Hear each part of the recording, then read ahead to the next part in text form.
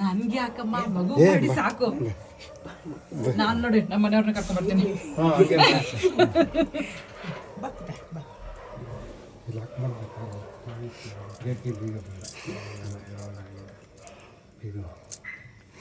ಇವ್ರಿಗೆ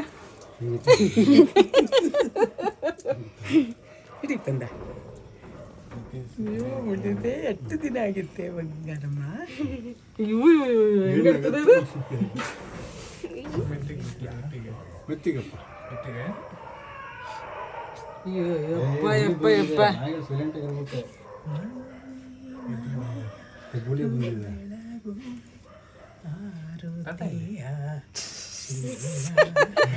ಎಲ್ಲಾರ್ಗು ಒಟ್ಟಿಗೆ 5 ಜನ ನಾವು 5 ಜನ ನಿಂತ್ಕೊಂಡಿದ್ದೀವಿ ಈಗ.